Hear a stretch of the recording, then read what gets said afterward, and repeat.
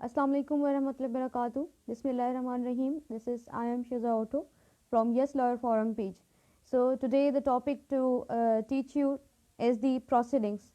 under Civil Procedure Code 1908. अब proceedings what means? Proceedings बहुत सारी टाइप्स की होती हैं, लेकिन जो मेन है हमारे पास, जैसे कि पार्ट 3 के अंदर इंसिडेंटल प्रोसीडिंग्स होती हैं, फिर हमारे पास पार्ट 5 के अंदर सप्लीमेंटल स्पेशल प्रोसीडिंग्स होती हैं, फिर पार्ट 6 से हमारा जिसमें सप्लीमेंटल प्रोसीडिंग्स होती हैं, और हमारे पार्ट्स जो सीपीसी का जो है पार्ट 11 जो है इसके अंदर मिसलेनियस प्रोसीडिंग्स होती हैं। अब ये प्रोसीडिंग्स 4 टाइप्स की जो मैंने आपको अभी बताई, तो इनका मकसद क्या है कि ये जैसे हम सूट फाइल करते हैं तो उसके बाद किस तरह की प्रोसीडिंग्स जो है हमारे सूट में वो इंटरटेन होती हैं उस सिविल कोर्ट के पास जिसके पास उसकी जुरिसडिक्शन होती है। अब दूसरी कोर्ट्स के पास भी ये प्रोसीडिंग्स जा सकती हैं, वो कैसे जाती हैं, किन सूरत में जा सकती हैं, कहाँ पे इनकी एप्लीकेशन है और इनकी वजूहात, what are the reasons of this proceedings के जो सूट चलता है। तो इन प्रोसीडिंग्स और इस बुक के अंदर सीपीसी 1908 के अंदर इसका मकसद क्या है इन प्रोसीडिंग्स का। सो लेट्स स्टडी टुडे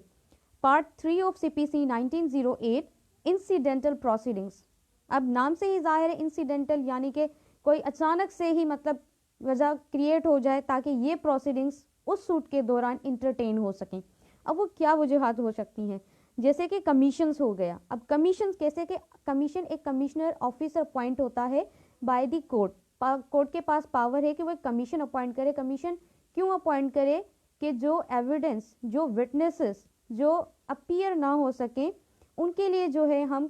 कमीशन जो है वो अपॉइंट करते हैं। कमिश्नर एक ऑफिसर होता है क्योंकि कि वो जब इंसान वो विटनेस जब नहीं आ सकता कोर्ट में या जो है वो जल्दी जाना चाहता है उस डेट से पहले, तो उसकी जो है वो विटनेस जो है वो कमिश्नर लेता है और उसकी पावर भी एज ए डीम कर दी जाती है, जैसे कि किसी कोर्ट ने उसकी जो है विटनेसेस ली है, उसके पास यही पावर्स होते हैं, उसको कोर्ट जो है अपने पावर असाइन कर देती है। उसकी वजह ये होती है कि या तो वो पर्दा नशीन औरत है एग्जैप्टेड, जैसे कि हमारे पास सेक्शंस हैं इसके अंदर सीपीसी के अंडर 132 एंड 133, और उसके अलावा जो है कोई इल इतना बंदा है कि वो आ नहीं सकता या हॉस्पिटल में है, उसकी विटनेस इतनी ज़रूरी है उस टाइम पीरियड के लिए ताकि जो है वो सूट टाइम पे इंटरटेन हो सके, और वो हमें विटनेस भी चाहिए। ऐसा ना हो कि उसकी डेथ हो जाए, मरने से पहले जो है वो कमीशन ही उसका अपॉइंट कर दिया जाए ताकि उसकी विटनेस एग्जामिनेशन हो सके उसकी। तो ये वजूहात होती हैं। सो अब जो है 75 सेक्शन जो है हमारा यहाँ से स्टार्ट होता है कमीशन जो भी विटनेसेस होते हैं इंसिडेंटल प्रोसीडिंग्स की। A power of court to issue commissions, court के पास पावर है कि वो इशू करे commissions subject to such conditions and limitation as may be prescribe, यानी कि कुछ कंडीशन लिमिटेशंस होती हैं, ऐसे ही कोर्ट जो है वो अपॉइंट नहीं करती। द कोर्ट में issue a commission to examine any person, any person means जो कि बहुत अहम गवाह हो उस टाइम के लिए। To make a local investigation, यानी कि कोई ऐसी जगह है जिसके लिए एग्जामिनेशन बहुत ज़रूरी है, किसी विटनेस ने बोल दिया या आपने कोई एप्लीकेशन में बता दी, तो उसकी इन्वेस्टिगेशन के लिए कि आया वो जगह वहाँ पे है या नहीं है, उसलिए भी हम कमीशन जो है वो कमिश्नर जो है वो अपॉइंट करते हैं। टू एग्जामाइन और एडजस्ट अकाउंट्स, यानी कि जो भी अकाउंट्स होते हैं, आप जो भी कॉन्ट्रैक्ट करते हैं, एग्रीमेंट्स करते हैं, उसमें काफ़ी ज़्यादा आपके ऐसे होते हैं, उन अकाउंट्स को एग्जामाइन करने के लिए वो एक कमिश्नर जो है वो अपॉइंट करती है कोर्ट। अब इसका क्लॉज डी है टू मेक अ पार्टीशन, अगर कोई भी ऐसी प्रॉपर्टी है कि जॉइंट है, उनकी पार्टीशन के लिए जो है आप सूट उनकी ऐसे आप सूट फाइल नहीं कर सकते, उनके लिए आपको पार्टीशन का सूट फाइल करना पड़ेगा, जिसकी वजह से फिर उसके लिए कमिश्नर जो है वो कोर्ट अपॉइंट करती है। अब इसका जो है सेक्शन 76 क्या कहता है, कमीशन टू अनदर कोर्ट, जैसे कि मैंने बोला कि उस कोर्ट के अंदर या किसी और कोर्ट के अंदर वो कैसे ट्रांसफ़र होगी और वहाँ पे इन प्रोसीडिंग्स का कैसे जो है वो प्रोसेस चलता है। अब सेक्शन 76 कहता है commission to another court. Another court क्या, यानी कि उस कोर्ट के जुरिसडिक्शन में अगर वो रेजिडेंट है विटनेसेस, तो उस कोर्ट के लिए हम जो अपना कमिश्नर है वहाँ भेजते हैं, फिर वो जो है कोर्ट उसकी एग्जामिनेशन करवाती है। Let's study in detail. A commissioner for examination of any person may issue to any court not being a high Court, यहाँ पे एक्सेप्शन है, यहाँ पे एक लिमिटेशन है, प्रिस्क्रिप्शन है कि हाई कोर्ट में नहीं जाएगी वरना दूसरी सिविल कोर्ट्स में ये जाएगी। सिचुएट इन अ प्रोविंस, यानी कि सिंध में नहीं है लेकिन पंजाब के अंदर है अगर वो विटनेस, तो उस हिसाब से province other than the province in which the court of issue is situate, यानी कि अगर कोई सिंध की कोर्ट है उसके अलावा, and having jurisdiction in the place which the person to be examined resides, जैसे कि अभी मैंने बताया कि कोई ऐसा विटनेस है जो कि अगर पंजाब में रहता है तो उसके लिए आप कमिश्नर को वहाँ कैसे भेजोगे, वहाँ की कोर्ट की, क्योंकि प्रोसेस होना बहुत ज़रूरी होता है। प्रोसेस क्या, लॉ का प्रोसेस, यानी कि अब्यूज प्रोसेस ऑफ लॉ नहीं होना चाहिए। उसको जो है हम उसको रिटर्न करने के लिए, उसको प्रिजर्व करने के लिए अकॉर्डिंग टू लॉ हो, जिस तरह हर एक चीज़ का प्रोसेस, एक सूट जो होता है उस हिसाब से जो है हमें सब कुछ करना पड़ता है। अब कमिश्नर है, लेकिन थोड़ा एक वीक पॉइंट है कि कमिश्नर क्या दूसरे प्रोविंस में जाके, हालांकि उसके पास एक अपने लॉज एंड रेगुलेशन से उसकी एक अपनी वैल्यू है, जिस तरह सिंध की है तो उस तरह पंजाब की है, तो इस हिसाब से पहले उस कोर्ट से रुजू करेंगे, फिर कमिश्नर देंगे वहाँ पे, फिर उस बंदे की एग्जामिनेशन होगी जो कि उस पंजाब के शहर के कोर्ट के अंदर वो उसकी जुरिडिक्शन लगती है, यानी कि वो जो विटनेस है वहाँ रिजाइड करता है। इसका मतलब कहने का ये है। और सबसेक्शन इसका 2 कहता है 76 का, every court receiving a commission for the examination of any person under subsection 1 shall examine him or cause him to be examined pursuant thereto, यानी कि वो उसको खुद एग्जामिन करेगी या फिर उस कमिश्नर के द्वारा करेगी। And the commission when it has been duly executed, यानी कि कमीशन जो है वो ड्यूली एग्जीक्यूट हो जाती है। शैल be return together with the evidence, अब उन शवाहिद के साथ, उन गवाही के साथ वो कमीशन जो है वो वापस उसको रिटर्न भी होना है it to other into the court from which it was issued, यानी कि जिस कोर्ट से वो इशूड हुए थे कमीशन, उस कोर्ट के अंदर रिटर्न होना है। क्योंकि पर्पस क्या था, यहाँ पे एविडेंस इकट्ठा करना था, विटनेस के एग्जामिनेशन करना था, तो उनके साथ उसको रिटर्न होना है। एक सिंपल सी बात यहाँ पे लिखी गई है, unless the order for issuing commission has otherwise directed in which the case commission shall be return in terms of such order, यानी कि ऑर्डर करेगी, सिंपली तो आ जाएगी, अगर कोई और ऑर्डर करती है तो उस मैनर के तहत जो है उसको वापस आना पड़ेगा। अब सेक्शन 77 क्या कहता है, लेटर ऑफ रिक्वेस्ट। अब लेटर ऑफ रिक्वेस्ट एक्चुअली है क्या, जब भी कोई ऐसा witness other than beyond the jurisdiction of Pakistan हो, तो उसके लिए जो है हम लेटर ऑफ रिक्वेस्ट उनको बोलते हैं कि हमें जो है, जैसे कि अब पंजाब में तो आपने उसको सीधा सीधा बोल दिया कि जो हमें एग्जामिनेशन करनी है इस बंदे की जो आपकी जुरिडिक्शन में रिजाइड करता है। अब अगर फॉरेन कंट्री में हो, लेकिन one thing keep in your mind कि रिकॉग्नाइज्ड कंट्री हो, रिकॉग्नाइज्ड स्टेट हो, इजराइल ना हो, इंडिया ना हो, क्योंकि उनके साथ हमारे ट्रीटीज़ नहीं हैं, यानी कि जो ट्रीटी जिनके साथ हमारे अच्छे ताल्लुकात हैं, जिनके साथ हमारी ट्रीटीज़ हैं, तो जो है वहीं पर ही आप उनकी एग्जामिनेशन करते हो, आपकी वरना एग्जामिनेशन रद्द हो जाती है। ना कि इंडिया वाले यहाँ कर सकते हैं, ना ही इजराइल वाले यहाँ कर सकते हैं, ना ही हम इजराइल में जाके उनकी कमीशन जो है वो कर सकते हैं विटनेसेस की, ना ही इंडिया में जाके, क्योंकि वो रिकॉग्नाइज कंट्री नहीं है हमारा। ये चीज़ें भी बहुत इंपॉर्टेंट होती हैं। In lieu of issuing a commission the court में issue a letter of request to examine a witness residing at any place, दुनिया में किसी प्लेस में भी, लेकिन यहाँ पे एक एक्सेप्शन है जो कि यहाँ पे नहीं बताई गई है, जो अभी मैंने आपको एक्सप्लेन की। एट एनी प्लेस क्या मतलब, इंडिया में भी आप कर सकते हैं विटनेसेस की एग्जामिनेशन, बिल्कुल नहीं कर सकते। Not with in the Pakistan, last में लिखा गया है कि beyond the jurisdiction of Pakistan, यानी कि पाकिस्तान में वो ना हो, इस स्टेट्स की बाउंड्री में ना रहता हो। 78 सेक्शन कहता है commission issued by foreign courts. अब फॉरेन कोर्ट से कैसे यहाँ पे कमीशन आएगा, यानी कि उनको कोई विटनेस चाहिए, वो यहाँ पे विटनेस है, subject to such condition and limitations. बात आगे यहाँ पे क्लियर हो गई कि subject to such conditions and limitations, यानी कि इंडिया वाले यहाँ नहीं लेटर रिक्वेस्ट सेंड कर सकते, ना ही जो है वो विटनेसेस करा सकते हैं examination. As may be prescribe the provisions as to the execution and return of commissions for the examination of witnesses shall apply to commissions issued by the for the instant of, यानी कि अब कौन सी court situate beyond the limits of Pakistan, जो कि पाकिस्तान की court से जो है वो उसकी बाहर है, वो कंट्री यहाँ पे लेटर ऑफ रिक्वेस्ट कर सकती है। लेकिन one thing keep your mind कि रिकॉग्नाइज्ड स्टेट्स होनी चाहिए एंड द एस्टैब्लिश और continued by the authority of the federal government courts of any state और कंट्री आउटसाइड पाकिस्तान, यानी कि कोई सी भी कंट्री और स्टेट, सिंपली लिखा गया है कि पाकिस्तान, लेकिन वन थिंग यहाँ पे स्टेट जो होगी वो रिकॉग्नाइज्ड होगी। अब जो है इसका जो ऑर्डर 26 है वो हमें पूरा प्रोसीजर बताता है। So let's come to the order 26 जो है हमारे पास जो पार्ट 3 था इंसिडेंटल प्रोसीडिंग्स का, उसके लिए अब सीपीसी का जो ज़बरदस्त तरीका यही है कि आपने सेक्शन पढ़ा then jump to the procedure, order की तरफ आपने जाना है, जो कि सेक्शन को एक कह सकते हैं कि हम उनको एक ब्रीथ देता है, उनको एक लाइफ देता है, तो उसका प्रोसीजर भी आपको बहुत इंपॉर्टेंट है कि आप उसके साथ साथ पढ़ें।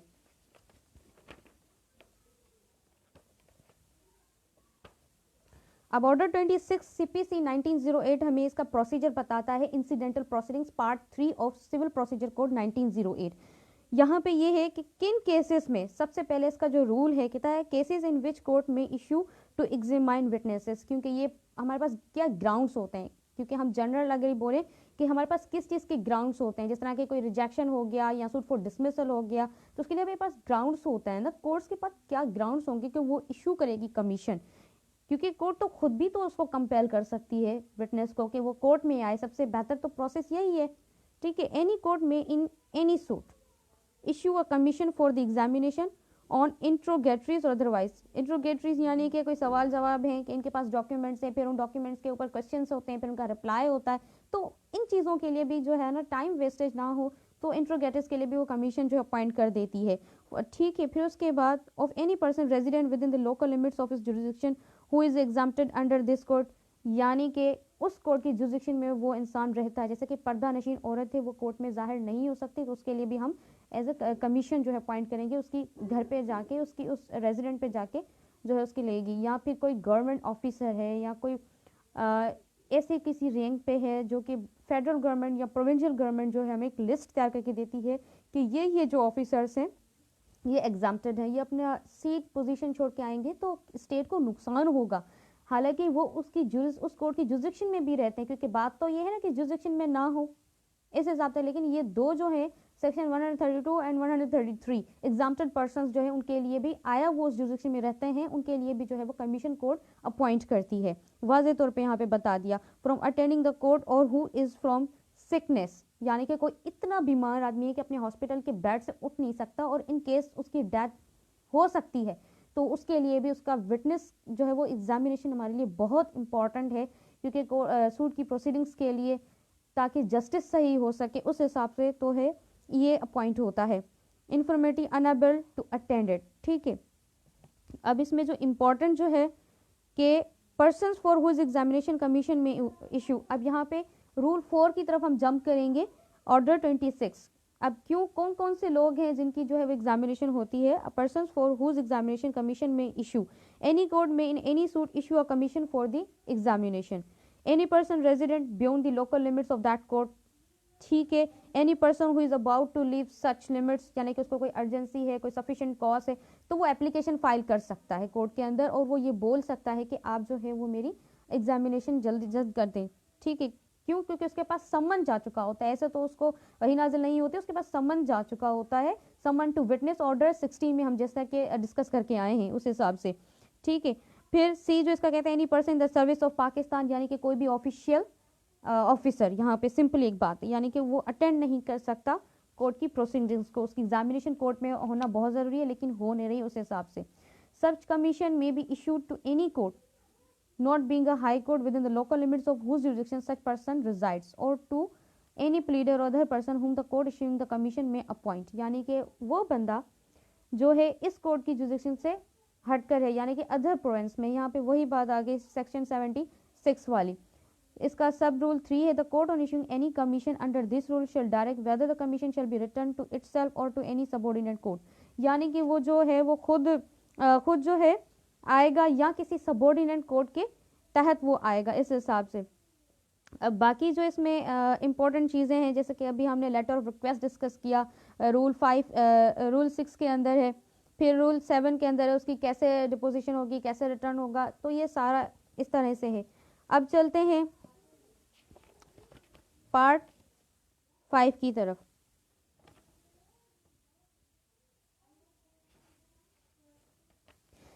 पार्ट 5 हमारा क्या कहता है, special proceedings. Special proceedings actually होती क्या है, स्पेशल प्रोसीडिंग्स यानी कि जो कि सिविल कोर्ट के बाहर होती हैं, यानी कि किसी ऐसे सेंटर में, किसी ऐसी कोर्ट के अंदर, यानी कि अब आउट ऑफ द कोर्ट होती हैं। अब वो कैसे, उनका क्या लीगल इफेक्ट होगा, क्या मतलब, ऐसे मैंने बोल दिया कि आउट ऑफ कोर्ट तो फिर क्या होगा, कोर्ट में ही फैसला होता है, कोर्ट में ही आता है, ऐसा नहीं है। लेकिन यहाँ पे आपने पढ़ा होगा कि आर्बिट्रेशन जो होता है, आर्बिट्रेशन एक्ट 1940 जो हमें बताता है उसका एक अलग प्रोसेस है। अगर दो बंदों ने एग्रीमेंट किया हुआ होता है कि हम जो है अगर कोई हम डिस्प्यूट अराइज होता है तो हम आर्बिट्रेशन में जाएंगे, तो उस एग्रीमेंट या जो वो लेटर होता है उनका जो साइन हुआ होता है, फिर जो है कोर्ट क्या करती है, आर्बिट्रेशन में दे देती है। लेकिन उसके ऊपर जो है सीपीसी जो है वो एप्लीकेबल नहीं होता, उसके अपना ही एक पूरा एक्ट बना हुआ है, उसके हिसाब से ही सारा होता है, ठीक है, सारा प्रोसीजर चलता है। अब सेक्शन 89 जो है हमारे पास ए, सेक्शन 89 आर्बिट्रेशन ओमिटेड है क्योंकि उसका एक अलग से एक्ट है, उसकी एक अपनी जो है सारा उसका प्रोसीजर है। अब section 89 of CPC part 5 special proceedings क्या कहता है कि ADR अल्टरनेट डिस्प्यूट रेजोल्यूशन, यानी कि अदर देन द कोर्ट। ठीक है, यहाँ पे अब यहाँ पे बहुत सारे हमारे पास सिंध में सेंटर्स हैं जहाँ पे जो है ये कमर्शियल जितने भी होते हैं डिस्प्यूट अराइज होते हैं अपनी गुडविल को बचाने के लिए। अब इसका जो मकसद होता है स्पेशल प्रोसीडिंग्स का ADR में देने का मकसद ये होता है, अपना कोई भी डिस्प्यूट होता है, आपका कोई एग्रीमेंट हुआ होता है, उस तहत भी आप दे सकते हैं, या फिर जो है आप कोर्ट के पास जब कोई सूट आता है, कोई भी प्लेंट आती है, तो वो प्लेंट देख के अगर कोर्ट को लगता है, फिर वो पार्टीज को जो है वो टाइम पीरियड देती है कि सफिशिएंट कॉज आप दें, क्यों आपका जो है वो सूट जो है वो डिस्प्यूट जो है वो ADR को नहीं देना चाहिए। तो उस हिसाब से या तो फिर पार्टीज खुद भी, क्यों, क्योंकि एक तो टाइम कंज्यूम आपका बहुत कम होता है, उनका जो है वो बहुत जल्दी डिसीजन उनको कोर्ट पावर उनको ऑर्डर करती है कि वो जल्द से जल्द आपका जो है वो कर दें। अब कितना टाइम पीरियड है, अब जब प्रोसीजर इसका पढ़ेंगे तो आपको समझ आ जाएगा कितना टाइम पीरियड में उनको कवर करना होता है। दूसरी बात कि अपनी गुडविल को बचाना होता है। अगर कोर्ट में चले गया केस, ठीक है, तो जाहिर सी बात है वो अवेलेबल है, आप उसको सर्च कर सकते हैं। कोर्ट प्रोसीडिंग तो आपको पता है ओपन इन कोर्ट होती हैं, पब्लिकली होती हैं, वहाँ पे कोई भी सुन सकता है, वहाँ पे कॉन्फिडेंशियलिटी कुछ भी नहीं होती है। तो इसलिए वो जाहिर सी बात है कंज्यूमर्स कस्टमर्स जो हैं वो फिर हट जाते हैं, उनकी गुडविल जो है वो लॉस में चली जाती है उस कंपनी की, या जितने भी कमर्शियल हमारे डिस्प्यूट्स होते हैं उनकी, या कोई भी कोई ब्रांड है या क्या, उस हिसाब से। तो अपना एक टाइम कम करते हैं, दूसरी बात अपनी जो मनी है वो सेव करते हैं, कॉस्ट ऑफ द कोर्ट कम लगती है उसमें। दूसरी बात ये है कि आपकी गुडविल बच जाती है क्योंकि कॉन्फिडेंशियली होती है, उसकी जो भी इंफॉर्मेशन जो भी प्रोसीडिंग्स होती है उनके लिए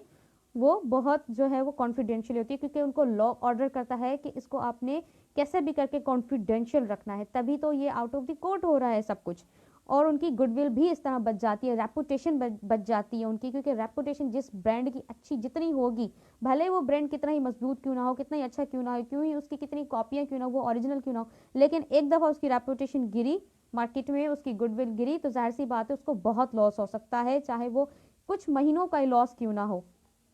तो इस हिसाब से अब जितने भी हमारे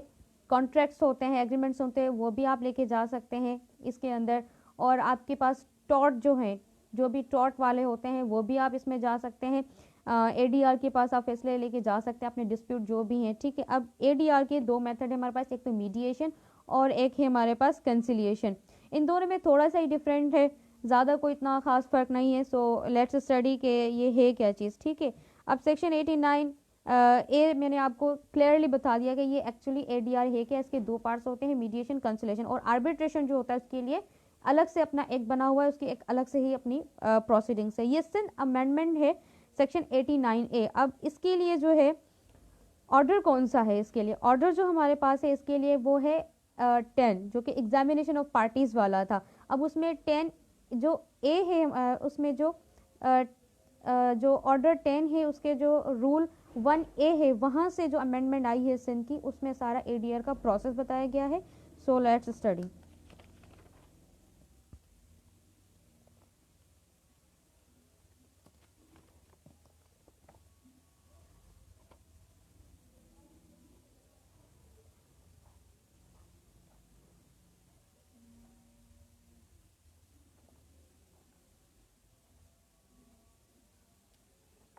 जी, order 10 examination of the parties by the court, ठीक है। यहाँ पे सिंध अमेंडमेंट आ गई, इसका जो रूल एक तो 1 है, उसमें तो पार्टीज की जैसे होती है एग्जामिनेशन, उसकी हम बात नहीं करें। यहाँ पे जो स्पेशल प्रोसीडिंग्स है तो उसका जो है वो ऑर्डर कौन सा लगेगा, उसका हम प्रोसीजर क्या है किस तरह, वहाँ पे तो जस्ट उन्होंने ऐसे बता दिया सिंपली कि ADR is what for what purpose, और फिर क्या प्रोसीजर है, कोर्ट कैसे करती है, कैसे ADR को जो है वो सेंड करती है, ठीक है। लेकिन अब सारी उनकी प्रोसीडिंग्स वगैरह, टाइम डेट, मतलब बहुत सारे क्वेश्चंस क्रिएट होते हैं ना, वो सारे आपको ऑर्डर 10 के अंदर सिंध अमेंडमेंट है A1 1A जो है इसकी, द कोर्ट में adopt any lawful procedure not inconsistent with the provisions of this court and adopt any method of ADR alternative dispute resolution, यानी कि कोर्ट को कोई सा भी लगता है प्लान देख के कि ये लॉफुल प्रोसीजर है उसको अपनाना चाहिए, तो वो कर देती है, फिर वो प्लांट को रेफर कर देती है ADR को कि आप जो है इनका डिस्प्यूट जो है वो सॉल्व करें, रिजॉल्व करें, ठीक है, जिस तरह के अंडर सेक्शन 89A। अब सिंध अमेंडमेंट में इसका जो रूल 1 है ऑर्डर 10 का बी जो कहता है, अब ये पूरा इसका प्रोसीजर बताता है। क्या प्रोसीजर बताता है? When a court refers a plan और अ केस टू एडीआर, फिर उसके बाद क्या होगा कि वो अपॉइंटमेंट होगी, सबसे पहले अपॉइंटमेंट होगी ऑफ मीडिएटर कंसिलेटर। ठीक है, फिर कोर्ट जो है नॉमिनेट करेगी mediator conciliator as defined under order 10 rule 1C। अब सबसे पहले अपॉइंटमेंट के लिए क्या क्राइटेरिया है हमारे पास वो स्टडी करेंगे, फिर जाके आगे का प्रोसीजर हम करते हैं। So let's jump to the 1C of order 10 Sindh amendment. ठीक है, अब इसमें ये कि कोई भी organisation, institutions, court annex mediation centres, जैसे मैंने क्या आपको बताया सिंध में कराची में मीडिएशन सेंटर्स होते हैं, वहाँ पे डिस्प्यूट जो है वो रिजॉल्व होते हैं, स्टैब्लिश और recognise by the Sindh high court. वो सिंध हाई कोर्ट से स्टैब्लिश भी हुए हो और रिकॉग्नाइज्ड भी हुए हो। अदरवाइज आप ऐसा नहीं है कि कोई भी एग्रीमेंट साइन कर लिया आपने, आप एडीआर में चले गए कि ये एडीआर है, लेकिन वो रिकॉग्नाइज्ड होना बहुत ज़रूरी है सिंध हाई कोर्ट से। दैट स्पेशलाइज, जो कि स्पेशलाइज हो, इसकी ट्रेनिंग होती है, स्पेशलाइजेशन होती है एक पर्टिकुलरली, जो कि रिकॉग्नाइज्ड होती है, इस्टेब्लिश्ड होती है by the Sindh high Court in the ADR methods and maintain a list of mediators. अब उसमें मीडिएटर्स की लिस्ट लगती है और conciliator with the training is required under sub clause B. कैसे? Person who have undergone a minimum 40 hours skill जो होते हैं उसकी बेस्ट ट्रेनिंग इन मीडिएशन। ठीक है, conciliator and have been accredited as a mediator or conciliators by the reputable organisation institutions. यानी कि 40 hours का उनका कोई स्किल्स ट्रेनिंग होता है प्रोग्राम, जिसमें उनको ट्रेंड किया जाता है ताकि वो प्रोसीडिंग्स अच्छे से चला सकें। ठीक है,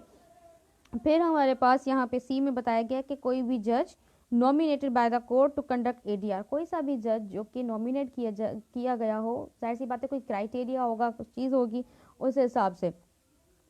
who has been certified as a mediator, mediator certified होना चाहिए उस ऑर्गेनाइजेशन, उस इंस्टीट्यूशन के तहत, इस हिसाब से। और डी में है सालिस, कोई भी सालिस appointed under the small claims and minor offences ordinance 2002। ठीक है, any other person agreed to by the parties and approval of the court in accordings with the law. यहाँ कोई भी पर्सन जो कि एग्रीड बाय द पार्टीज हो, parties खुद भी चूज कर सकती हैं, लेकिन वही बात आ गई कि उस सेंटर से जो कि establish recognise by Sindh high court हो और उसकी ट्रेनिंग हुई हो, या तो कोई सालिस हो या तो कोई जज हो अपॉइंट किया गया हो for the purpose of ADR. ठीक है, अब यहाँ पे हम क्लॉज 2 के अंदर आ जाते हैं जो कि 1B के अंदर था, यानी कि अपॉइंटमेंट हो गई। अब अपॉइंटमेंट का हमने पूरा समझ लिया कि एडीआर में किस तरह होती है। फिर fixing of date and time, जाहिर सी बात है जब कोर्ट की कॉस्ट और टाइम से हम बचना चाहते हैं तो यहाँ पे क्या टाइमिंग की फिक्सेशन है और डेट की है उस हिसाब से। Upon referring the case for ADR the court shall direct the parties to appear before the appointed mediator obviously on the date and time fix by the court. Court खुद फिक्स करती है, एडीआर फिक्स नहीं करती उसका time and date और parties को उनके सामने अपीयर होने के लिए। ठीक है, and shall set a time for returning of the reference. The most important thing कि अब यहाँ पे रिटर्न कैसे होगा, वो जो सेटलमेंट उनके बीच में हुई है तो उसका टाइम पीरियड क्या होगा कि वो रिटर्न आए। द मीडिएटर में सबमिट अ रिटर्न रिक्वेस्ट। ठीक है, और सॉरी यानी कि रेफरेंस जो है उसका 60 डेज है, 60 डेज में उसको कैसे भी करके उन्होंने मसला जो है वो सेटलमेंट जो है उनका वो डिस्प्यूट जो है वो उनको सेटल करके रिटर्न करना है, सबमिट करना है। ठीक है, फिर उसके बाद कोई ऐसा मैटर है जिसमें टाइम पीरियड चाहिए तो वो एडीआर क्या करता है, सॉरी जो मीडिएटर और कंसिलेटर होते हैं वो रिटर्न में रिक्वेस्ट करते हैं extension for the time period for that settlement of that dispute that has been referred by the court to the ADR। ठीक है, अब कैसे, कोई सा भी कोई मैंने बताया कोई वजूहत, यानी कि कोई भी गुड कोर्स हो उनका कि हमें इस पर्पस के लिए थोड़ा लेंथी प्रोसेस है तो हमें जो इसके लिए थोड़ा टाइम एक्सटेंड करके दें। अब वो कितना टाइम, 1 साल 2 साल 3 साल ऐसा भी नहीं है, क्योंकि हम कोर्ट प्रोसीडिंग से बचना चाह रहे हैं, हमारा गुडविल बचना चाहिए, हमारी रेपुटेशन खराब नहीं होनी चाहिए ब्रांड की, या कोई भी ऐसा हमारा कॉन्ट्रैक्ट है हम बहुत जल्द चाहते हैं, क्योंकि ये एडीआर जो है अमेंडमेंट आई इसीलिए है। ठीक है, उसके लिए आप जस्ट और जस्ट 30 डेज तक एक्स्ट्रा टाइम मांग सकते हैं, उसके ज़्यादा नहीं। फिर डिटर्मिनेशन ऑफ फी, वो जाहिर सी बात है पार्टीज ही जिस तरह कोर्ट में कॉस्ट देते हैं यहाँ पे कॉस्ट थोड़ी कम होती है और वो कॉस्ट डिटर्मिनेशन ऑफ फी जो है वो कोर्ट ही डिसाइड करती है अकॉर्डिंग टू द केस, आपका देख के जो है वो डिटरमाइन करती है और आप दोनों पार्टीज को देना पड़ता है। अब यहाँ पे appearance of parties, appearance of parties यहाँ पे कैसे होगी, the parties to the case shall take part in the ADR proceedings in person, यानी कि खुद or through an authorise representative empower to settle the matter. ठीक है, प्रोसीजर ऑफ एडीआर, प्रोसीजर क्या है, यहाँ पे in dealing with the case refer to him the mediator may follow such procedure as may be appropriate in the circumstances of the case. Case के circumstances को लेके procedure है वो adopt करेगी, ठीक है, लेकिन डायरेक्शन क्या होगी, कोर्ट से डायरेक्ट होना चाहिए वो। अब settlement, what do you mean by here settlement, यानी कि जो भी उनके बीच में डिस्प्यूट था दोनों पार्टीज उस सेटलमेंट पे एग्रीड हो गई, यानी कि एक ने बोला कि चलो ठीक है आप मुझे इतने पैसे दे दो सो मैं राजी हूँ, दूसरा बंदा जो कहता है ठीक है मैं इतने तो नहीं दूंगा लेकिन इतने दूंगा, लेकिन अदर पार्टी कहती है इट्स ओके, ये सेटलमेंट हो गई। या फिर दूसरे बंदे ने मान लिया कि हाँ मैंने इनकी रेपुटेशन खराब की, मैंने जो है इनका ओरिजिनल ब्रांड का जो है वो लोगो चुराया, फिर मैंने उसको कॉपीड किया, इस वजह से अब मैं उतना कंपनसेट कर रहा हूँ इनको। तो इस तरह की सेटलमेंट हो जाती है। दो मीडिएटर अगर सक्सेसफुल हो जाता है तो वो क्या करेगा, for settlement reach between the parties the mediator conciliator shall prepare a deed of settlement, वो डीड एक तैयार करेगा। Contains terms of such settlement, उसमें कोई टर्म्स भी जैसे अभी मैंने आपको एक्सप्लेन किया ना वो terms, sign by the parties, parties की साइन लेगा, ऐसा नहीं कि पार्टीज फिर मुकर जाए, अपने सिग्नेचर लाजमी होने चाहिए, and submit it to the court on the day fix by the court, यानी कि कोर्ट ने उसको 60 डेज दिए थे या फिर टाइम एक्सटेंड किया था 30 डेज तक, 60 डेज के और ज़्यादा,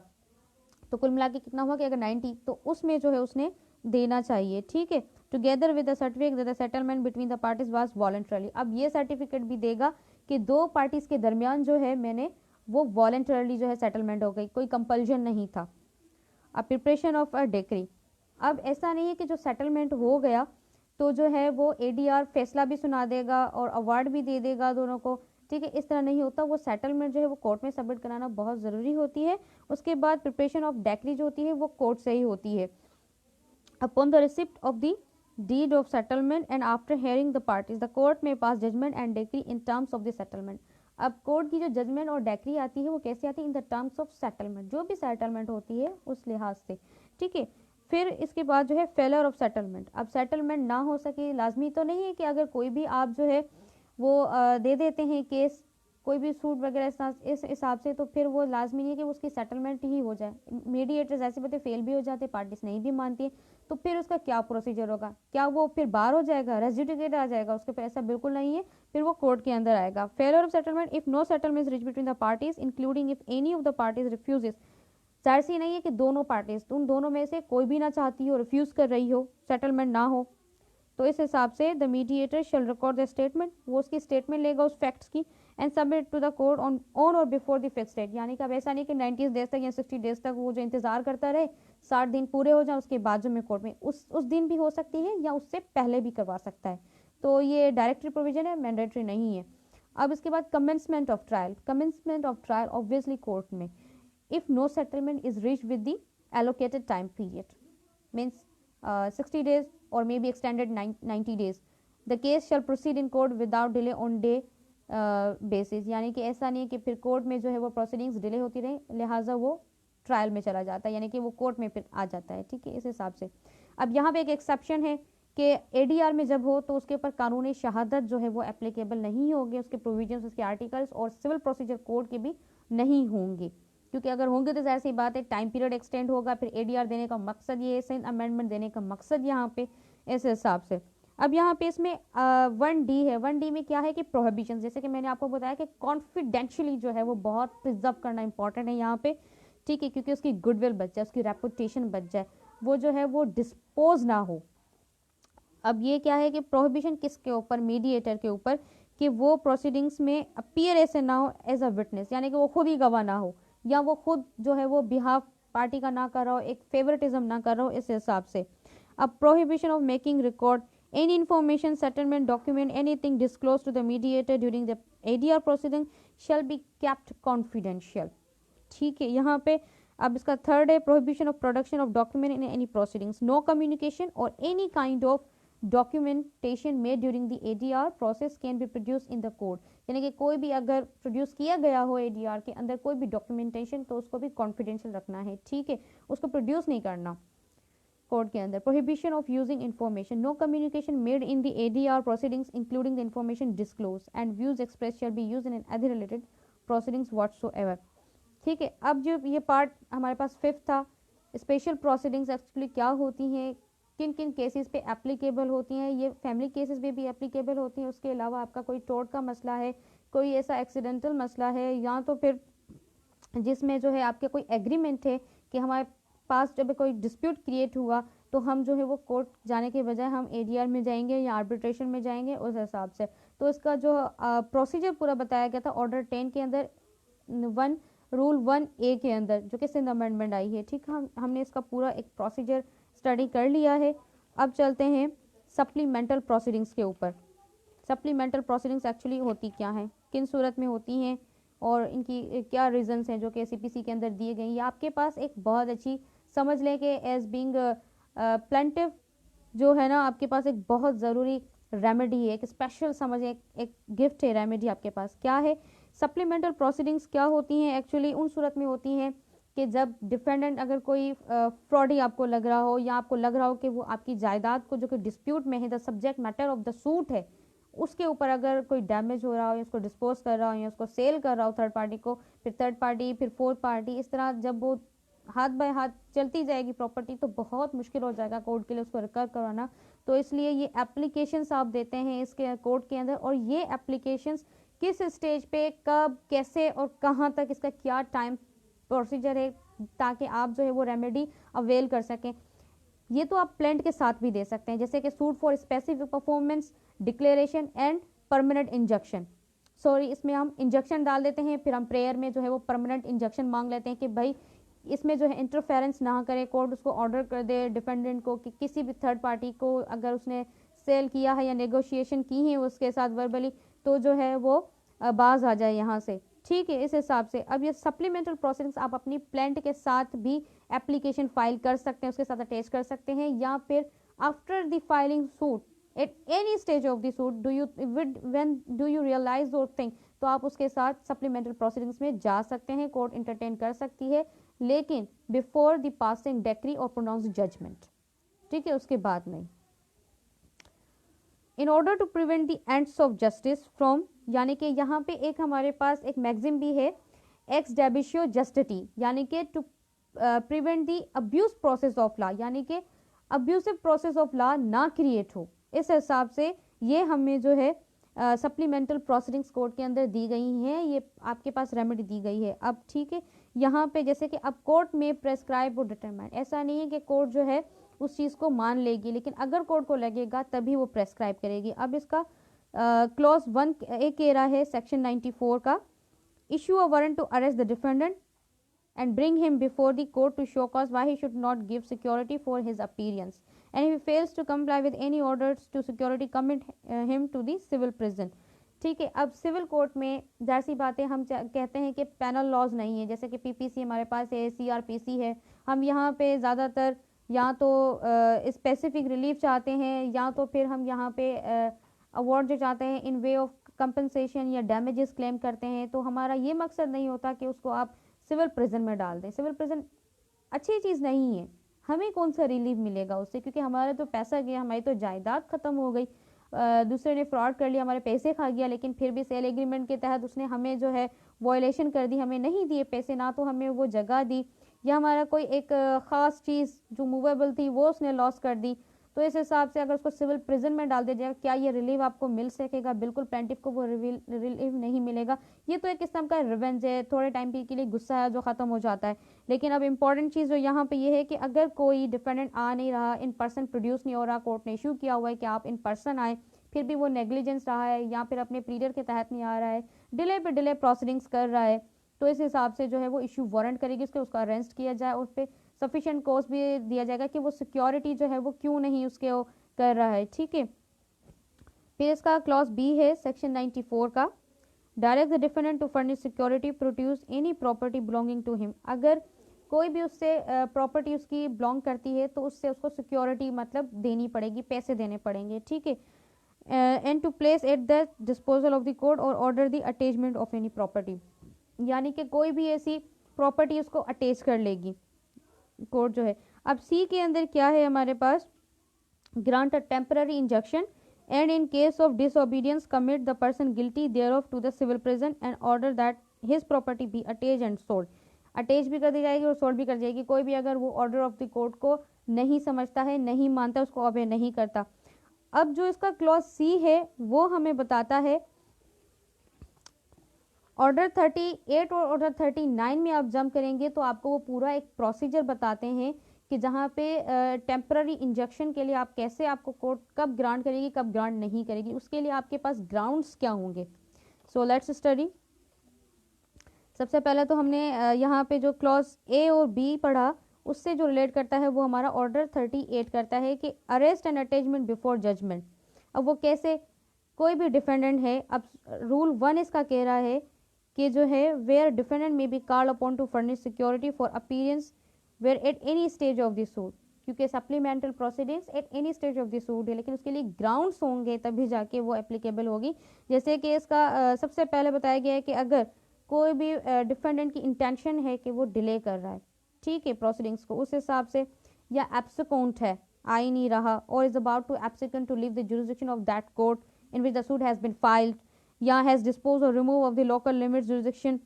ऑफ हिज प्रॉपर्टी, यानी कि अपनी, इसको पता है कि ये मेरी प्रॉपर्टी अब जाने वाली है, तो क्या करेगा, अपनी प्रॉपर्टी को डिस्पोज कर देगा, सेल कर देगा या डैमेज कर देगा, ताकि वो प्लेंटिफ को रिलीफ ना मिल सके इस हिसाब से, ठीक है। या फिर ऐसे सर्कमस्टेंसेस के डिफेंडेंट जो है वो जुरिसडिक्शन कोर्ट की छोड़ने वाला है, क्योंकि पता तो चल ही जाता है कोर्ट को, इस हिसाब से जो है वो फिर एप्लीकेशन जो है उसकी हो जाती है, ये ऑर्डर 38 जो उसके ऊपर हो जाता है एप्लीकेबल, ठीक है। अब जो इसका सी है वो मोस्ट इंपॉर्टेंट है कि टेम्पररी इंजंक्शन जो है कब कोर्ट जो है ग्रांट करती है। अब ऑर्डर 39 पे हम आते हैं, civil procedure code 1908, temporary injunctions and interlocutory orders, cases in which the temporary injunction may be granted, ठीक है, क्या केसेस हो सकते हैं, क्या ग्राउंड्स आ सकते हैं, क्या सर्कमस्टेंसेस हो सकते हैं। That any property in dispute in a suit is danger, यानी कि जो भी subject matter of the suit है वो अगर इन डेंजर है या आपको पता है होने वाला है, वेस्टेड डैमेज एनालेटेड by any party to the suit, अब जो पार्टीज ऑफ द सूट हैं उनके हिसाब से हो सकता है, या फिर wrongfully sold in execution of a decree, ठीक है, उस हिसाब से भी टेम्पररी इंजेक्शन आपका ये ग्राउंड है, आप इसके ऊपर एप्लीकेशन फाइल कर सकते हैं कोर्ट के अंदर, तो आपको वो टेम्पररी इंजेक्शन मिल जाती है, यानी कि वो स्टे, उसको स्टॉप कर लिया जाता है कि वो डैमेज ना करे, स्टॉप, वो सेल ना करे, उसको खराब ना करे, इस हिसाब से। अब बी कहता है that the defendant threatens or intends to remove or dispose of his property with a view to defraud his creditors, यानी कि अगर वो प्लेंटिफ को उसको जो है वो चाहता है उसको रिलीफ ना मिले तो अपनी प्रॉपर्टी को डिस्पोज करता है, सेल करने की कोई इस तरह से मेजर स्टेप्स लेता है, उस हिसाब से आपको ये ग्राउंड है आपका, ठीक है। फिर अगर the court may order by grant a temporary injection to restrain such act, for what purpose temporary injection जो है वो करती है उसको स्टॉप करने के लिए, जो उसको करना था या उसने नहीं किया या उसको नहीं करना था, कोई भी सेल एग्रीमेंट होता है। अब जाहिर सी बात है, मैं प्लेंटिफ हूँ और आप डिफेंडेंट है, आप क्या करते हैं, उस प्रॉपर्टी को थर्ड बंदे को सेल करते हैं जो कि मुझसे ज़्यादा आपको पैसे दे रहा है। सबसे पहले आपने मुआहदा मेरे साथ किया, एग्रीमेंट मेरे साथ किया, सिग्नेचर हो गए, सब कुछ हो गया, फिर भी आप जो है अब आपको ज़्यादा पैसे मिल रहे हैं, मार्केट वैल्यू ज़्यादा बढ़ गई है, तो उस हिसाब से आप जो है मुझे जो है वो नेग्लिजेंट कर रहे हैं, डिले कर रहे हैं, आप सेल जो डीड है वो रजिस्टर्ड नहीं करवा रहे concern authorities in favour of my age being the plaintiff, तो उस हिसाब से जो है कोर्ट जो है फिर ये रेस्ट्रेंट करती है आपको टेम्पररी इंजेक्शन देके, ठीक है, उस हिसाब से द कोर्ट में, ठीक है, make such other orders for the purpose of staying and preventing the wasting, damaging, alienation, sale, removal or disposal of the property as the court feels thing, ठीक है, until the disposal of the suit और until further orders, यानी कि कब तक, इसका time period क्या है, मैं यही कहूँगी यहाँ पे कि बिफोर पासिंग डिक्री और प्रोनाउंस जजमेंट जो है वो चल सकता है, या जब तक कोर्ट को लगे तब तक वो चल सकता है। और इसके अंदर जो इम्पोर्टेंट पॉइंट है, इसका जो रूल 2 है वो भी बहुत इंपॉर्टेंट है, तो इसको भी हम थोड़ा पढ़ लेते हैं। Injection to restrain reputation continuous breach, अब ये कोई आपके कॉन्ट्रैक्ट हुआ उसमें कंटिन्यूअसली कोई ब्रीच होती है या क्या, उस हिसाब से,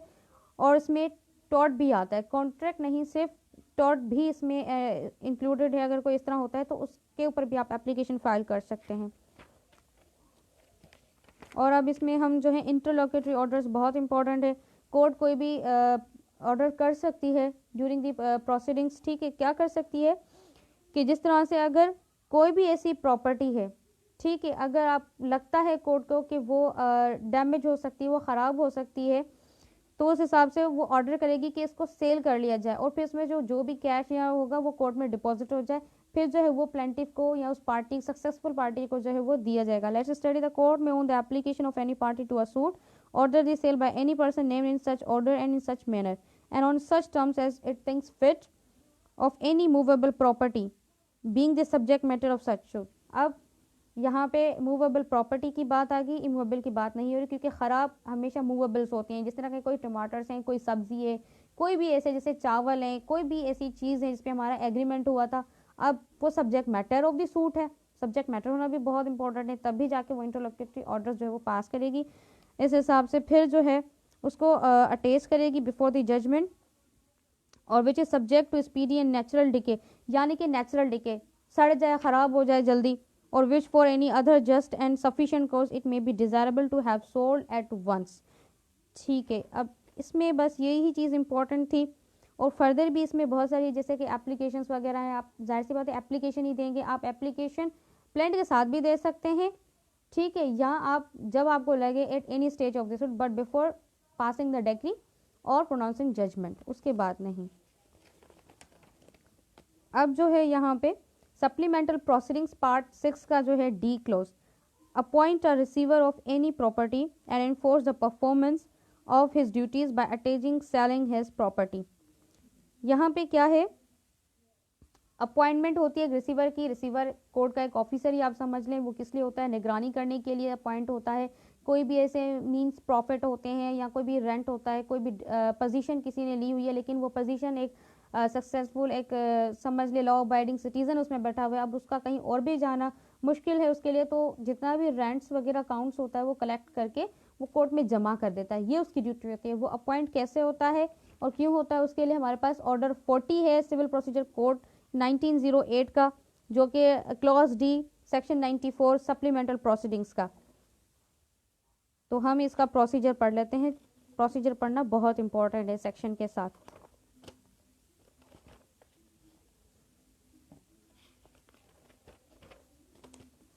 अपॉइंटमेंट ऑफ रिसीवर्स. ठीक है, यहाँ पे सारी बात आ रही है कि अपॉइंटमेंट ऑफ रिसीवर्स. अब कैसे अपॉइंटमेंट ऑफ रिसीवर, रूल 1 इसका कहता है where it appears to the court to be just and convenient the court may by order appoint a receiver of any property. कोई भी एक प्रॉपर्टी है उसकी मतलब देखभाल के लिए लगता है कि अब ये डैमेज होने वाली है, डिफेंडेंट उसको नुकसान पहुंचाएगा या सेल करेगा, उस हिसाब से उसकी ड्यूटी एक अपॉइंट कर देते हैं एज अ रिसीवर कि आपने इसकी निगरानी करनी है, ध्यान करना है, वेदर बिफोर आफ्टर डिक्री. अब क्योंकि एग्जीक्यूशन प्रोसीडिंग्स भी तो हमारे पास है ना, आफ्टर डेक्री का मतलब यही है, जाहिर सी बात है. ठीक है, अब पहले भी कर सकती है, आफ्टर डेक्री भी कर सकती है, फाइनल ऑर्डर के बाद भी उसको मतलब कर सकती है इस हिसाब से, ताकि वो उस जगह की निगरानी करे जब तक वो प्लेंटिफ को दी न जाए, हैंड ओवर नहीं कर दी जाए, सॉरी डेक्री होल्डर को वो जो है हैंड ओवर ना कर दी जाए. Remove any person from the position और कस्टडी ऑफ द प्रॉपर्टी. उस प्रॉपर्टी में से जो जिसने भी पोजीशन रखी हुई है, जो भी उसका क्या कह सकते हैं रेंटियर था या टेनेंट था, उसको जो है वो हटा सकता है. Commit the same to the position custody or management of the receiver. यानी कि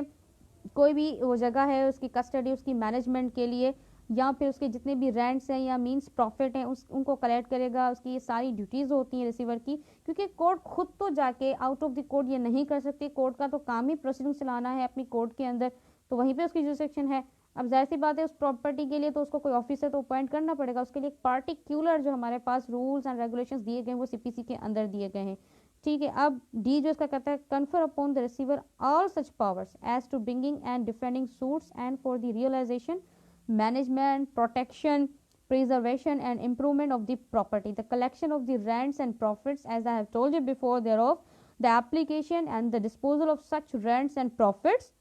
and the execution of documents as the owner himself has or such of those powers as the court thinks fit. Receiver को ऐसा ही सब कुछ करना पड़ेगा जैसे कि उस जायदाद का वो खुद मालिक है. ये उसकी ड्यूटी है, उसको प्रिजर्व करना, प्रोटेक्ट करना, उसके डॉक्यूमेंट्स को, उसके मीन्स प्रॉफिट, उसके रेंट्स को कलेक्ट करके कोर्ट में सही तरीके से लॉफुली उसको जो है वो डिपॉजिट कराना. अगर वो नहीं करता तो उसको भी ये नेग्लिजेंस कॉन्सिक्वेंसेस एट सोलली जो है वो बर्दाश्त करनी पड़ेंगी. अब इसकी जो रेम्यूनरेशन है, the court may by general or special order fix the amount to be paid as remuneration from the service of the receiver. Receiver को रेम्यूनरेशन भी उसका एंटाइटलमेंट है, उसको एंटाइटल है, उसका राइट है रेम्यूनरेशन का. ठीक है, एवरी ड्यूटी. अब इसका जो रूल 3 है ड्यूटीज़ के ऊपर आते हैं. Every receiver so appointed furnish such security if any as the court thinks fit duly to account for what he shall receive in respect of the properties, ठीक है, उसकी फर्निश करेगा security. Submit his accounts at such periods and in such forms as the code directs. जैसे कि मैंने आपको बताया कोई भी अकाउंट्स होते हैं वो भी सबमिट कराएगा उस प्रॉपर्टी से लेकर, या दोनों के बीच में कोई अकाउंट्स थे इस हिसाब से, ठीक है। अब pay the amount due to from his as the code directs, अब वो पे करेगा उस अमाउंट को। अब कोड उसको जो भी डायरेक्शन देगी कि आपने इस दिन पे ऐसे इतने टाइम पीरियड के अंदर या इतना अमाउंट आपने डिपॉजिट कराना है उस हिसाब से। B responsible for any loss, जैसे कि मैंने बताया कि वो सॉल्वली उसको कॉन्सिक्वेंसेस जो है वो सफ़र करने पड़ेंगे। Be responsible for any loss occasion to the property by his wilful default or gross negligence, यानी कि उसकी कोई नेग्लिजेंस या कोई ग्रॉस जो है उसकी नेग्लिजेंस और विलफुल अगर उसने कोई डिफॉल्ट किया तो जाहिर सी बात है उसको कॉन्सिक्वेंसेस झेलने पड़ेंगे, ठीक है। उसके बाद जो है अब यहाँ पे कलेक्टर की बात की गई है। कलेक्टर क्यों, जबकि प्रॉपर्टी के लिए रिसीवर अपॉइंट हो रहा है, तो इसका रूल 5 जो है when collector may be appointed as a receiver,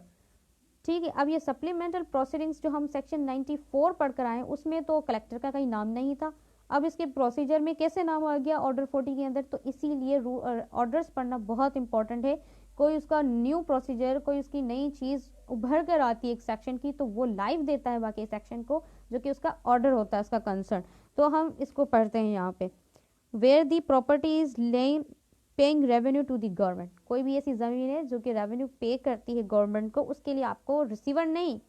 collector appoint करना होता है। और land which the revenue has been assigned or redeemed and the court consider that interest of those concern will be promoted by the management of the collector, यानी कि collector उसको manage करेगा। The court may with the consent of the collector appoint him to be receiver of such property. अब इसमें जो है इसकी ascent, इसकी कंसेंट बहुत इंपॉर्टेंट है कलेक्टर की। कलेक्टर के पास दूसरी भी ड्यूटीज और दूसरे भी काम होते हैं इस लिहाज से, वरना रिसीवर ही उसके लिए अपॉइंट होता है या कोई कलेक्टर का कोई उसका सबऑर्डिनेट ऑफिसर कर देते हैं, ठीक है। अब इसके बाद क्लियर हो गया इंसिडेंटल प्रोसीडिंग्स, उसके बाद हमने पढ़ा स्पेशल प्रोसीडिंग्स, उसके बाद सप्लीमेंटल प्रोसीडिंग्स। अब जो है मिसलेनियस प्रोसीडिंग्स क्या होते हैं, जो कि part 11 of civil procedure code 1908 है हमारे पास, उसमें मिसलेनियस प्रोसीडिंग्स एक्चुअली व्हाट, उनकी एप्लीकेशन क्या है, नॉन एप्लीकेशन क्या है, कब आप कर सकते हैं कब नहीं कर सकते, किनको मिसलेनियस प्रोसीडिंग्स कहा जाता है सिविल प्रोसीजर कोड 1908 के अंदर। सेक्शन इसका जो है 141 है, कहता है miscellaneous proceedings, the procedure provided in this code in regard to suits shall be followed as far as it can be made applicable in all proceedings in any court of civil jurisdiction। is talking about, जाहिर सी बात है ये जो code है वो civil code की jurisdiction पे एप्लीकेबल है। अब miscellaneous proceedings in all suits, ठीक है, जो भी एप्लीकेबल हैं सूट्स के ऊपर मिसलेनियस प्रोसीडिंग्स उनको कहते हैं। अब मिसलेनियस प्रोसीडिंग्स कैसे, आपने एप्लीकेशन फाइल की, एप्लीकेशन कौन सी फाइल की आपने, जैसे कि ऑर्डर 9 रूल 9 के तहत, ऑर्डर 9 रूल 13 के तहत आपने एक्स पार्टी डेक्री है उसको जो है रिस्टोर करने के लिए सफिशिएंट कॉस्ट दिया कि जो है आपकी जो एक्स पार्टी डेक्री है उसको आपने दोबारा से रिस्टोर करना चाहते हैं, आपने सफिशिएंट कॉस्ट दिया कि मैं जो हूँ इस हिसाब से जो मैं प्रिवेंट किया गया था या मैं इतना इल था नहीं आ सका था, तो उस हिसाब से आपने एप्लीकेशन दी, ये सारी आपकी मिसलेनियस प्रोसीडिंग्स में आती हैं। या आपका सूट डिसमिस इन डिफॉल्ट हो जाता है तो उसके लिए भी आप एप्लीकेशन फाइल करते हैं, suit for file for restoration, application sorry file for restoration of the suit, ठीक है, जो कि डिसमिसल ऑफ डिफॉल्ट के ऊपर हो गया था आपका डिसमिस, तो वो भी चीज़ सारी मिसलेनियस प्रोसीडिंग्स में आती है। लेकिन one thing in keep your mind के एक्सेप्शंस भी हैं। सूट्स क्या, सूट्स एग्जीक्यूशन डेक्री तक, यानी कि डेक्री आ गई, अब एग्जीक्यूशन जो है उस डेक्री की, तो उसमें भी मिसलेनियस प्रोसीडिंग्स एप्लीकेबल है नहीं, ऐसा बिल्कुल नहीं है। ना ही एग्जीक्यूशन प्रोसीडिंग्स के अंदर जो भी प्रोसीडिंग्स होती हैं, जो भी आप एप्लीकेशन फाइल करते हो एग्जीक्यूशन की, उस डेक्री उस ऑर्डर की एग्जीक्यूशन के लिए जो भी आप जो एप्लीकेशन फाइल करते हो वो मिसलेनियस प्रोसीडिंग्स नहीं कहलाती हैं। ना ही उनसे जो अपील होती है उन एग्जीक्यूशन प्रोसीडिंग्स से या एग्जीक्यूशन डेक्री से आप अपील करते हो, तो वो अपील की जो एप्लीकेशन है वो भी मिसलेनियस प्रोसीडिंग में नहीं आती है। अभी मैंने आपको बताया ना कि एक्स पार्टी डेक्री की जो आप एप्लीकेशन फाइल करते हो या फिर सेट असाइड करवाते हैं, ये सारी चीज़ें set aside to ex parte decree या फिर set aside the dismissal of the suit जो कि हो गया था, ये सारी चीज़ें मिसलेनियस प्रोसीडिंग में आती हैं, बल्कि एग्जीक्यूशन नहीं आती। ना ही उससे अपील जो आप करते हो उसकी एप्लीकेशन भी मिसलेनियस प्रोसीडिंग में नहीं आती है। ठीक है, अब फर्दर हम इसको डिटेल में पढ़ेंगे जब इसका पार्ट 11 हम पढ़ेंगे कि आया इसके साथ जो रेस्टिट्यूशन है वो इससे कंसर्न करती है या नहीं करती है। इस हिसाब से अगर आपको जितने भी क्वेश्चंस होते हैं वो कमेंट बॉक्स में आप कर दिया करें, हम ड्यूरिंग सेक्शन या फिर सेशन के एंड में मैं आपको जो है उसके रिप्लाई कर दिया करूँगी। तो आप क्वेश्चंस नहीं करते, आप व्यू तो करते हैं, मतलब लाइक भी करते हैं, कमेंट्स भी करते हैं, आप क्वेश्चंस किया करें मुझसे,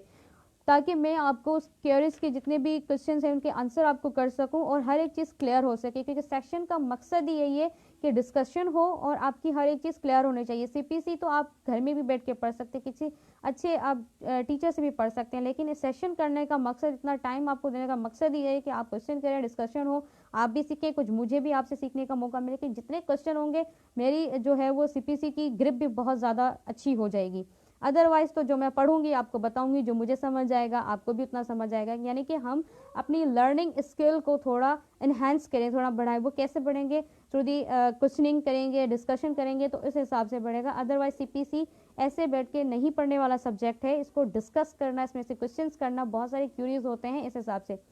अभी मैं दोबारा से सारा रिव्यू करती हूँ कि जो हमारा टॉपिक था आज के, इतने चारों टॉपिक मैंने कैसे कवर किए, इनका क्या प्रोसीजर था, किस तरह था। सबसे पहले पार्ट 3 सिविल प्रोसीजर कोड 1908 का इंसिडेंटल प्रोसीडिंग्स, जिसमें आप विटनेसेस जो उस कोर्ट की जुरिस्डिक्शन में नहीं आते, उस कोर्ट की जुरिस्डिक्शन में होते हैं, तो उसमें एग्जम्प्टेड पर्सन,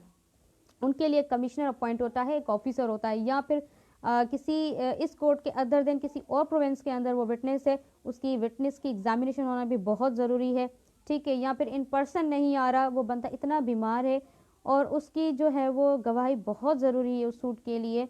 ताकि जस्टिस हम सही से दे पाएँ उस हिसाब से, तो फिर उसके लिए भी जो है वो कमिश्नर अपॉइंट होता है। पर्दा नशीन औरत के लिए भी होता है, ऑफिशियल बंदों के लिए भी होता है, पब्लिक ऑफिसर की बात कर रही हूँ मैं यहाँ पे। और जो बंदा यहाँ से जाना चाहता है उसके लिए बहुत ज़रूरी है कहीं और अटेंड करनी है उसको प्रोसीडिंग्स, इस हिसाब से उसकी जो है वो एग्जामिनेशन होना बहुत ज़रूरी है, आया कि वो जुरिस्डिक्शन में रहता हो। ठीक है, दूसरा हमारे पास इसमें जो ऑर्डर 26 है वो इसके ऊपर एप्लीकेबल है, वो आपको पूरा एक प्रोसीजर बताता है बहुत डिटेल में। ठीक है, फिर उसके बाद हमारे पास पार्ट 5 है जिसमें था हमारा स्पेशल प्रोसीडिंग्स। अब स्पेशल प्रोसीडिंग सेक्शन 89A और उसका ऑर्डर आप याद कर लें कि ऑर्डर 10 जो कि सिंध अमेंडमेंट हुई है, rule 1A, B, C, D। ठीक है, ये पूरा प्रोसीजर है, उसकी टाइम फिक्सन, फी वगैरह वगैरह वगैरह। ठीक है, लेकिन उसमें केसेस मेंशन नहीं किए, उसमें जस्ट कोर्ट को जब लगे कि वो केसेस रेफर करेगी एडीआर को, जब भी कोर्ट के पास प्लांट आती है, जब दो पार्टीज के बीच में कोई एग्रीमेंट नहीं हुआ होता कि अगर डिस्प्यूट अराइज होगा तो हम आर्बिट्रेशन में जाएंगे या हम जो है वो कोर्ट से रिज्यू करेंगे कि हमें कॉन्फिडेंशियली चाहिए, हमें सेव करना चाहते हैं अपना कॉस्ट एंड टाइम, अपनी गुडविल को बचाने के लिए हम एडीआर में जाना चाहते हैं। उन्होंने नहीं किया तो कोई सा मसला नहीं है, आफ्टर सूट फाइलिंग आप कर सकते हैं, एप्लीकेशन दे सकते हैं कोर्ट को, या कोर्ट को लगेगा कि भाई ये एडीआर में जाना चाहिए, वहाँ पे इनकी बचत भी है और टाइम पीरियड भी इनका कम हो जाएगा, बच जाएगा, उनकी गुडविल बच जाएगी, इनकी रेपुटेशन बच जाएगी। तो उस सूरत में जो है वो कोर्ट क्या करती है, स्पेशल प्रोसीडिंग्स में आपका जो है सूट डाल देती है, एडीआर को आपका केस रेफर कर देती है। फिर जो है मीडिएटर या कंसिलेटर जो भी अपॉइंट होता है वो आपका जो है वो डिस्प्यूट रिजॉल्व कराता है, सेटलमेंट कराता है। अगर सेटलमेंट ना हो सके, मैं और आप सेटल ना करें, एक मायदे पे एक बात पे ना इकट्ठा हो सके, यकजा ना हो सके, तो फिर क्या होगा, आपको जो है जो मीडिएटर या कंसिलेटर पॉइंट होता है वो क्या करता है, वो रेफर कर देता है, यानी कि उस दिन भी कर देता है जितने टाइम पीरियड 60 डेज दिया हुआ था या एक्सटेंड उसने टाइम लिया हुआ था, उसमें भी सेटलमेंट ना हो सकी, 30 दिन लिए उसने, उसमें भी ना हो सकी, तो फिर उस दिन या उन दिनों से पहले ही सेटलमेंट ना हुई, पार्टीज जो है वो रीच ना हो सकी, सेटलमेंट पे ना राजी हो सकी, तो फिर वो कोर्ट को रेफर कर देगा कि भाई सेटलमेंट हुआ ही नहीं, sorry we have been fail to issue the settlement between the parties. ठीक है, और रीच टू द पार्टीज। फिर कोर्ट क्या करती है, कमेंसमेंट ऑफ ट्रायल कर देती है। ठीक है, अब दूसरी बात यहाँ पे ये कि इसके साथ ऑर्डर 10 था हमारे पास और rule 1A, B, C, D थे सारे इसमें। ठीक है, उसके बाद हमने पढ़ा सप्लीमेंटल प्रोसीडिंग पार्ट हमारे पास 6 से CPC 1908, जिसमें सेक्शन 95 है हमें सप्लीमेंटल प्रोसीडिंग्स। उसमें क्या होता है कि अगर कोई डिफेंडेंट फ्रॉडी है या एब्सेंट है, आ नहीं रहा, प्रोसीडिंग्स नहीं कर रहा, सिक्योरिटी जो है वो अपनी नहीं दे रहा अपीयरेंस के लिए, कि उसके सफिशिएंट कॉस्ट भी नहीं दे रहा, तो उसकी अरेस्ट होगी, उसकी डिटेंशन होगी, या तो फिर उसकी जो प्रॉपर्टी है वो अटैच कर ली जाएगी, या उसकी जो सिक्योरिटी है उस प्रॉपर्टी से ली जाएगी before the before the pronouncing judgement attachment होती है, ठीक है। फिर उसके बाद उसमें यही था कि इंटरलॉक्यूटरी ऑर्डर्स जो है वो कोर्ट पास करेगी, क्यों करेगी, कोई भी नेचुरल लेके movable subject matter of the suit कोई सी प्रॉपर्टी है उसको जो है वो एट वंस उसको सेल किया जाए, फिर उसका जो भी अमाउंट होता है वो कोर्ट में डिपॉजिट हो, फिर प्रोसेसिंग चलती रहती हैं। जो भी डेक्री होल्डर होता है, जो सक्सेसफुल होता है बंदा जिसके फेवर में डेक्री होती है या प्रोनाउंस जजमेंट होती है, तो फिर उसको दे दिया जाता है, ताकि किसी भी सूरत में प्रॉपर्टी का या जो सब्जेक्ट मैटर है वो जो होता है कोर्ट के पास जिसके ऊपर सूट होता है वो डैमेज ना हो, किसी भी तरह से वो ख़राब ना हो, रिलीफ मिल सके पार्टी को, इस हिसाब से। फिर उसमें अपॉइंटमेंट ऑफ रिसीवर होती है, रिसीवर क्या निगरानी करने के लिए प्रॉपर्टी की, मींस प्रॉफिट वगैरह ये सब चीज़ें, ठीक है। फिर उसके बाद इंटरलोक्यूटरी ऑर्डर मैंने आपको बताया। फिर टेम्पररी इंजंक्शन, आप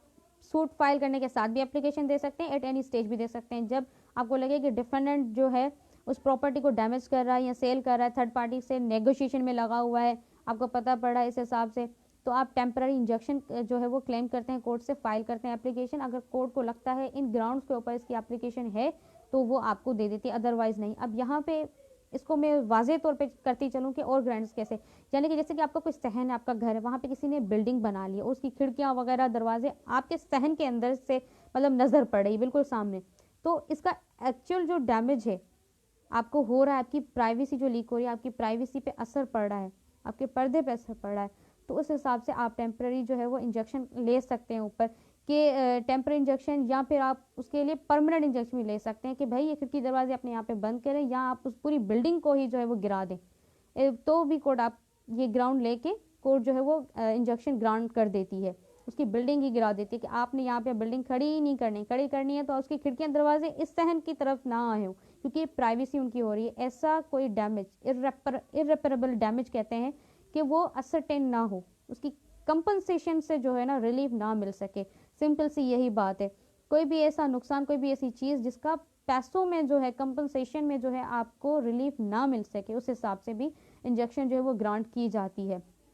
और उसमें सिर्फ किसी कॉन्ट्रैक्ट की ब्रीच से, या फिर लाजमी नहीं है कि उसमें टॉर्ट भी हो, कोई भी ऐसा ब्रीच होती है टॉर्ट में, तो उस हिसाब से भी आपको जो है इंजेक्शन ग्रांट कर देती है कोर्ट। तो ये सारी चीज़ें यहाँ तक थी। और फिर दूसरी चौथी बात जो थी मिसलेनियस प्रोसीडिंग। अब मिसलेनियस प्रोसीडिंग्स क्या होती हैं, जो भी आप एप्लीकेशन फाइल कर, जैसे सेटिस्फाइड करने के लिए एक्स पार्टी डिग्री, या फिर सेटिस्फाइड अपना सूट कराते हैं जो डिसमिसल हो चुका होता है। लेकिन one thing keep in mind, ये एग्जीक्यूशन प्रोसीडिंग्स में नहीं, जो भी आप एप्लीकेशन फाइल करते हो, एप्लीकेशन फाइल फॉर एग्जीक्यूशन, वो मिसलेनियस प्रोसीडिंग में नहीं आती, ना ही उनकी जो अपील करते हो उसमें से, तो वो भी नहीं आती है। बाकी ये सारा अब डिटेल जो इसकी सारी है वो हम फर्दर इस पार्ट के अंदर पढ़ेंगे। जब सेशन होगा इस पार्ट का तो मैं आपको फर्दर और इसकी डिटेल में दूंगी कि ये कौन कौन से एक्ट पे, कौन कौन से लॉज पे इसकी जो है मिसलेनियस प्रोसीडिंग्स आती हैं या नहीं एप्लीकेबल होती। सो थैंक यू, अल्लाह हाफिज़, see you in the next session.